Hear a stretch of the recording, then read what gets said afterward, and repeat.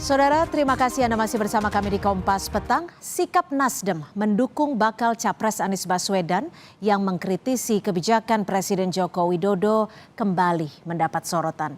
Politisi PDI Perjuangan Gilbert Simanjuntak menilai sikap Nasdem yang berada di kabinet tapi mengkritisi kebijakan pemerintah dinilai tidak tepat. Apa yang membuat Nasdem tetap bertahan di kabinet dan bagaimana Nasdem menyikapi desakan mundur ini? Kita akan membahasnya bersama Bapak Saan Mustafa, Ketua DPD Nasdem Jawa Barat, Pak Nusirwan Sujono, Ketua DPP PDI Perjuangan, dan juga Profesor Karim Suryadi, Pakar Komunikasi Politik Universitas Pendidikan Indonesia. Selamat petang Bapak-Bapak, terima kasih untuk waktunya sudah bersama dengan kami di Kompas Petang. Petang. Ya, saya akan ke Prof. Karim terlebih dahulu. Ini Nasdem disebut-sebut oleh PDIP bermuka dua. Pendapat Anda soal ini? Ya, menurut saya antara sikap politik Nasdem yang mengusung calon presiden yang berbeda dengan mayoritas koalisi pendukung pemerintah dengan sikapnya mengkritik pemerintah, itu dua hal yang berbeda. Meskipun tidak bisa dipisahkan. Kenapa saya bilang dua hal yang berbeda? Sikap Nasdem berada dalam koalisi pemerintahan itu adalah sikap yang diambil ketika dia membentuk pemerintahan Joko Widodo. Yang kedua, sikap dia mengusung calon presiden yang berbeda dari koalisi mayoritas, itu sikap Nasdem 2004 dan seterusnya. Namun karena ini saling bertemali dan menjadi persoalan karena calon presidennya mengkritik pemerintah. Sebab saya pikir intinya bukan karena memilih calon presiden yang berbeda. Sebab kalau dibandingkan dengan PDIP yang juga mencalonkan calon presiden yang berbeda dengan Golkar, dengan PAN, kemudian berbeda dengan Gerindra, itu tidak jadi soal, tapi kritiknya.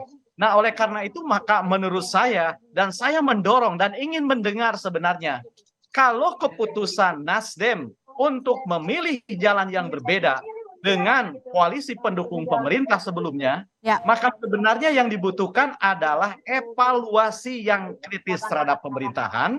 Lalu evaluasinya seperti apa nih? Baiknya. Gini, saya yakin keputusan Nasdem untuk berbeda dengan koalisi yang lain itu didasarkan atas penilaian terhadap pemerintahan Joko Widodo. Dan itu yang menjadi ciri sebuah sikap politik. Jadi saya ingin katakan bahwa hubungan antara satu partai, hubungan antara orang dengan penguasa dengan kekuasaan itu ada dua. Yang pertama hubungan biasa saja sebagai pendukung, yang kedua hubungan yang mengidentifikasi diri. Nah, selama ini seperti halnya partai-partai pendukung pemerintah, Nasdem sudah mengidentifikasi diri sebagai pendukung Joko Widodo, pendukung pemerintahan dipimpin oleh Joko Widodo, sehingga mengatakan kita adalah Joko Widodo. Nah, ketika pemilu 2024, Nasdem memilih sikap yang berbeda, sehingga tidak lagi. Jadi Anda ingin mengatakan bahwa dukungan dan juga tetap berada dalam kabinet itu merupakan suatu hal yang berbeda, tidak bisa disatukan. Saya akan ke Nasdem. Maksudnya begini, harus jelas antara ketika masih menjadi kita dan sekarang sudah memilih menjadi mereka. Kejelasan itu harus dijelaskan kepada publik sehingga clear ini untuk membangun bagaimana publik nanti menilai apakah akan menilai koalisi pemerintah lalu memilih dia atau ikut mendukung pilihan yang diambil oleh Nasdem. Saya pikir begitu. Saya akan ke Pak Saan. Pak Saan, kalau diminta out dari kabinet dan disebut-sebut sebagai partai yang bermuka dua, bagaimana Nasdem menyikapinya? Ya, yang pertama, selama Pak Jokowi masih menghendaki ya Nasdem ada dalam barisan koalisi pemerintahan sampai akhir masa periode nanti di 20 Oktober 2024, itu nggak ada masalah buat kita. Kecuali kalau Pak Jokowi sudah menghendaki Nasdem ada di koalisi ya pemerintahan. Itu yang pertama sikap Nasdem. Yang kedua, dari awal sikap Nasdem kan jelas. Dari mulai 2014 yang lalu sampai 2019, selama hampir 10 tahun, sikap Nasdem jelas bahwa Nasdem tetap mendukung terhadap jalannya pemerintahan Pak Jokowi sampai akhir masa periode Pak Jokowi. Tapi bentuk dukungannya seperti apa konkretnya nih, Pak Saan? Dukungan kan di parlemen.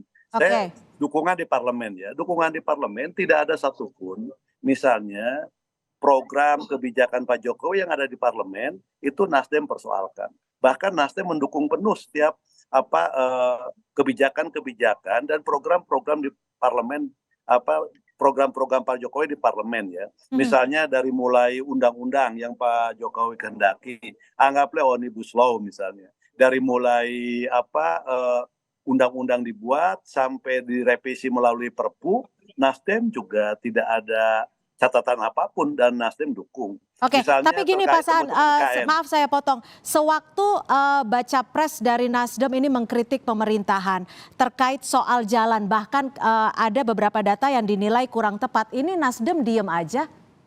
Ya, kalau itu kan sikapnya baca pres, itu kan untuk yang akan datang. Nasdem sendiri kan firm. Jadi kalau misalnya ada kritikan dari baca pres, dia memposisikan sebagai calon presiden. Dan baca pres dari yang diusung itu kan bukan hanya Nasdem. Nasdem memang mendukung Pak Anies dari awal. Dan juga ada dari PKS dan Demokrat. Tapi Nasdem secara partai itu firm. Sampai hari ini Nasdem tidak pernah berbeda sikapnya dengan Presiden Jokowi. Baik di pemerintahan maupun di parlemen. Jadi Anda membantah ya kalau Nasdem disebut-sebut muka dua ya? Ya, dilihat aja dari semua kebijakan yang ada di parlemen, mana yang pernah Nasdem tolak dan nggak Nasdem dukung. Oke, saya akan ke Pak Nusirwan. Pak Nusirwan, menurut Anda bagaimana? Nasdem, rekan Anda Pak Gilbert menyebut baiknya keluar sajalah daripada bermuka dua. Apakah ini yang disebut atau menjadi keresahan dari PDIP? Jadi begini, ada dua hal yang harus menjadi tinjauan.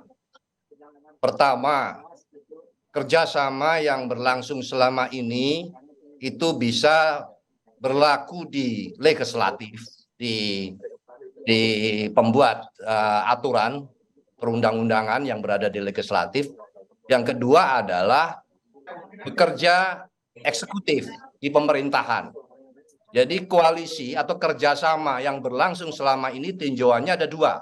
Tinjauan yang berkaitan dengan parlementarian, legislatif, dan juga adalah bekerja di eksekutif yang dilakukan secara bersama-sama. Tadi sudah dijelaskan oleh Pak Saan, benar bahwa apa yang dilakukan, produk yang telah dikeluarkan oleh legislatif seperti yang disampaikan. Yang kedua yang saya katakan, di dalam program, di dalam lingkup eksekutif di pemerintahan, tentu di sini adalah merupakan pelaksanaan daripada undang-undang. Nah, pelaksanaan ini kan yang mimpin kan ada, yang disebut selama ini yang dikatakan adalah anggota kabinet, kan begitu. Sekarang tentu bahwa tinggal masa bakti yang sisa dari periode kedua Pak Jokowi yang kira-kira tinggal 1,5 tahun. Jadi singkatnya PDIP sendiri resah atau tidak sampai mengeluarkan statement bahwa ada Nasdem ini disebut bermuka dua? Saya tidak bisa langsung menjawab resah atau tidak. Maka saya jelaskan dulu kenapa saya harus menjawab resah sama tidak. Jadi katakan yang berkaitan dengan pemerintahan, saya teruskan lagi. Bahwa 1,5 tahun ini tentunya Pak Jokowi ingin seluruh programnya dipastikan ini masih berlanjut, masih terjaga, dan itu merupakan legacy beliau nanti. Bahwa program-program yang selama ini yang sudah dibuat berdasarkan undang-undang ini dikerjakan oleh sektor-sektor tersebut. Salah satunya sektor yang dipimpin oleh yang kita bahas sekarang ini. Nah, maka menjadi jaminan apakah atau katakanlah perlu menjadi catatan Presiden sebagai pemegang hak prerogatif, masih mampukah mereka itu menjalankan program yang kurang 1,5 tahun dengan dilatar belakangi oleh perbedaan pikiran.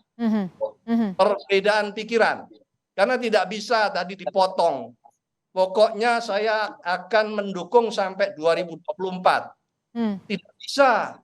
Karena semua itu harus totally.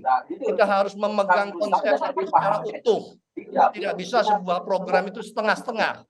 Maka saya ingin mempertanyakan dan menjadi catatan, tentu hak prerogatif ada pada beliau Presiden untuk meninjau apakah untuk memberikan evaluasi dan analisa kira-kira masih sanggup nggak, masih bisa menyelesaikan tidak dengan latar belakang perbedaan pikiran untuk pasca 2004. Gimana Pak Saan? Masih sanggup tidak meskipun waktu hanya tinggal singkat bisa dikatakan? Ya sampai sejauh ini ya, saya belum pernah mendengar komplain dari Presiden terkait dengan soal kinerja para menteri yang ada dari Partai Nasdem. Apakah itu Menteri Pertanian, Kehutanan, dan bahkan dalam beberapa waktu yang lalu Menteri Pertanian kita merangkap dengan Menteri Perindustrian. Kinerja dari sisi pengendalian sektor pangan dan sebagainya juga saya tidak mendapatkan komplain apapun. Saya mendengar ya, misalnya Presiden saya baca, saya dengar di berbagai media. Meskipun visi misinya sudah berbeda ya, sudah lebih ke perubahan ya. Kalau visi misi kan kita kan gini loh. Kita ingin menjelaskan visi misi Presiden itu kan berakhir nanti di 2024 yang akan datang kan Oktober. Ini visi misi Presiden itu kan sampai 20 Oktober 2024 yang akan datang. Nah, pasca itu, misalnya pasca Oktober 2024, nah kita baru berpikir apa yang akan dilanjutkan dari program Presiden dan apa yang akan diperbaiki. Jadi ada kesinambungan dari sisi program dan kebijakan Presiden dan ada yang upaya perbaikan dari apa yang sudah dilakukan oleh Presiden. Maka dalam setiap apapun pasti di tengah kehebatan yang luar biasa misalnya, pasti ada celah yang bisa kita perbaiki kan. Tidak ada yang namanya sempurna. Tidak ada yang namanya orang 100% kan gitu loh kan. Ya, dalam meskipun menjalankan sebuah pemerintahan. Bisa dikatakan waktu hanya tinggal beberapa bulan lagi, apakah inkonsisten atau konsisten tetap bersama? Kalau itu saya pastikan selama Pak Jokowi menghendaki sampai akhir nanti Presiden menjabat 20 Oktober 2024 Nasdem akan konsisten. Kecuali kalau Presiden tidak menghendaki lagi, ya apa boleh buat kan gitu. Presiden jadi lempar bola. Baik, kita masih akan membahasnya. Kita akan bahas secara lengkap lagi. Tetap bersama kami di Kompas Petang. Saya langsung ke Prof Karim.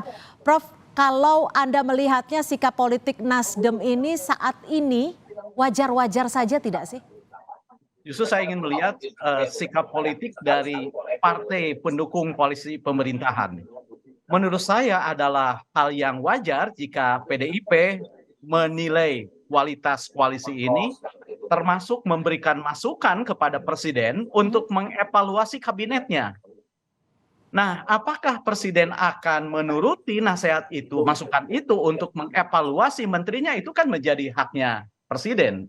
Jadi menurut saya bukan Demokrat yang harus memutuskan keluar, bukan Nasdem yang harus memutuskan keluar, atau bukan anggota koalisi atau kerjasama pendukung pemerintah yang menyuruh keluar, sebab wewenang untuk mengangkat dan memberhentikan itu ada pada Presiden. Jadi menurut saya meskipun situasi ini sangat kritikal, dinilai tidak etis, tetap aturan kita adalah Presiden yang berhak berwenang untuk mengangkat, mengevaluasi menteri. Bahkan ketika misalnya tidak berarti secara etika politik ada di tangan Presiden, seperti itu Anda ingin mengucapkannya?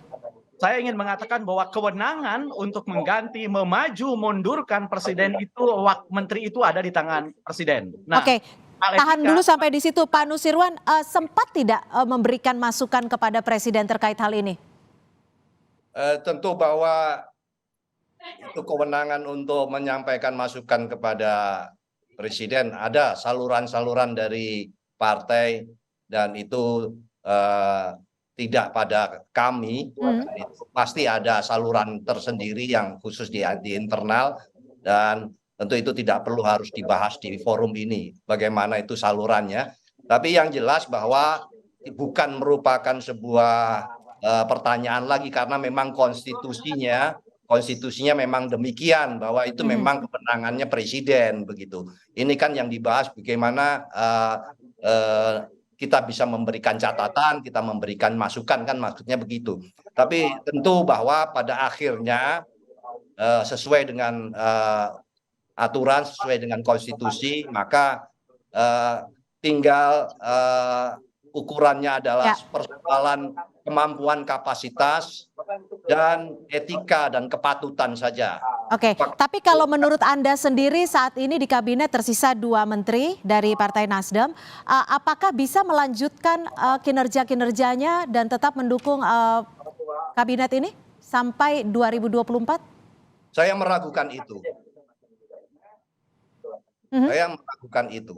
Jadi tentu bahwa dinamika pada terakhir-terakhir ini tentu akan mempengaruhi kinerja dari beliau-beliau yang sedang kita bahas pada saat ini. Jadi tidak bisa kita hanya ukurannya formal. Ukuran formal itu tentu kalau ditanya sanggup apa tidak. Anda ragu 2 menteri Partai Nasdem yang saat ini berada di kabinet untuk meneruskan apa yang menjadi cita-cita kabinet Jokowi. Gimana Pak Saan? Ada keraguan berat nih kayaknya. Jadi gini, selama Presiden tidak meragukan kinerja menteri dari Nasdem, nggak ada masalah. Kecuali kalau misalnya Presiden meragukan kinerja menteri dari Nasdem. Misalnya Menteri Pertanian, Menteri Kehutanan, bisa diragukan kinerjanya. Nah, berarti ketika diragukan kinerjanya, Presiden melakukan evaluasi, dan dari hasil evaluasi atas keraguannya, maka ini layak dikeluarkan. Itu hak prerogatif Presiden, dan tentu kita hargai dan kita hormati. Tapi selama Presiden tidak ragu dan tidak meragukan terhadap kinerja menteri-menteri dari Nasdem, bahkan di akhir-akhir sekarang, menteri Nasdem kerjanya luar biasa, Presiden tidak pernah komplain. Terakhir beberapa bulan yang lalu ketika Menteri Perindustrian berhalangan, Menteri Pertanian dijadikan Menteri ad interim merangkap. Beberapa capaian di pertanian juga luar biasa. Menteri Kehutanan bolak-balik menemenin Presiden Jokowi. Setiap TIKN kemanapun, pasti Menteri Kehutanan mengikuti Pak Jokowi. Bahkan ada paling terdepan. Jadi sekali lagi saya ingin tegaskan, selama Presiden tidak meragukan, tidak masalah. Kalau ada teman koalisi yang lain meragukan, ya silahkan saja. Sama jadi misalnya, tidak akan mendengarkan lain pihak kecuali hanya keputusan dari Presiden. Gimana Pak Nusriwan? Ya itu kan yang kita sampaikan sekarang ini, normatifnya memang demikian. Ketentuannya memang pada akhirnya yang menilai diragukan, menilai kapasitas, menilai kinerja itu pada akhirnya memang hak prerogatif itu ujungnya adalah pada beliau, Bapak Presiden. Dan yang perlu menjadi catatan kita tentu bahwa semua itu kan akan menjadi evaluasi. Tadi awal saya sudah katakan, di dalam sisa waktu 1,5 tahun ini tentu harapan kami Presiden akan memberikan sebuah evaluasi, sebuah analisa untuk bukan 2 ya, sepengetahuan saya 3 ya. Jadi ini evaluasinya seperti apa? Lah kembali lagi pada akhirnya adalah tentu evaluasi itu pada posisi Pak Presiden yang. Saya akan ke Prof Karim. Kalau dari kacamata Prof Karim sendiri seperti apa? Oh iya, saya katakan tadi ya, kan sudah jelas. Bagaimanapun antara Pak Nusirwan dan Pak Saan itu tidak akan bisa dipertemukan ya pendapatnya. Karena masing-masing punya perspektif dan didasari oleh orientasi dan preferensi kepartaian. Justru disinilah kita kembalikan kepada konstitusi. Karena tugasnya konstitusi adalah menengahi keinginan-keinginan yang berbeda sehingga frame-nya jelas. Dan oleh karena itu maka saatnya Presiden melakukan evaluasi. Kalau memang perlu diganti ya ganti saja, sederhana meskipun aja, waktunya hanya tinggal 1,5 tahun. Loh, sama seperti sepak bola, kalau hanya 1 menit tapi bisa mengubah keadaan pasti diganti gitu ya. Karena menurut saya politik seperti sepak bola, kalau keputusan itu diambil akan mengubah keadaan, even hanya 1 menit harus diambil. Sebab tak penting kapan diambil, yang penting kan dampaknya bagi perbaikan, dampaknya bagi memelihara pembangunan. Apalagi jika Presiden ingin meninggalkan legacy bagi pemerintahan yang akan datang. Tapi gini, Prof Karim, kalau tidak ada evaluasi dan menterinya tetap berada di kabinet, akan tetap sehat atau tidak sih? Ya menurut saya itu masalahnya. Sehat tidaknya itu kan harus berdasarkan hasil evaluasi yang jujur dan objektif. Nah, evaluasi bisa disampaikan oleh Pak Nusirwan, Pak Saan, oleh saya, oleh Anda, tetapi yang memutus atas hasil evaluasi itu kan hanya bisa presiden gitu. Apalagi PDIP gitu ya, sudah mah anggota koalisi pendukung pemerintah, partainya partai Pak Jokowi, partai pemenang, partai penguasa yang lengkap lah. Kalau PDP tidak didengar, lalu mau mendengar siapa lagi? Itu pertanyaannya. Baik, saya ke Pak Saan terakhir. Pak Saan, bisakah dijamin menteri-menteri dari Nasdem ini tetap berkomitmen dan menjalankan yang sesuai dengan kabinet dan juga sesuai dengan arahan Presiden Jokowi? Ya, dari awal kan sudah ditegaskan dari mulai periode pertama, Nasdem terdepan lah memberikan dukungan dan juga mengawal jalannya pemerintahan. Periode kedua 2019 yang lalu, Nasdem pun tidak hanya berkomitmen, tapi juga dalam pelaksanaan dan tindakan-tindakan politiknya juga firm memberikan dukungan terhadap Pak Jokowi dan tidak melakukan proses gangguan apapun. Bahkan Nasdem memberikan dukungan tanpa reserve. Makanya buktinya apapun yang Pak Jokowi kehendaki di parlemen maupun di eksekutif, itu Nasdem ikuti semua dan Nasdem dukung. Jadi sekali lagi, kalau soal itu Nasdem berkomitmen dan bertekad akan memberikan dukungan dan mengawal jalannya pemerintahan Pak Jokowi sampai akhir masa periode Pak Jokowi. Itu firm ya. Baik. Tapi sekali lagi, kecuali Pak Jokowi tidak menghendaki. Baik. Terima kasih Prof. Karim Suryadi dan juga Pak Saan Mustafa, Ketua DPD Nasdem Jawa Barat. Mas Nusirwan. Dan juga Pak Nusirwan Sujono, Ketua DPP PDI Perjuangan sudah bergabung bersama kami di Kompas Petang.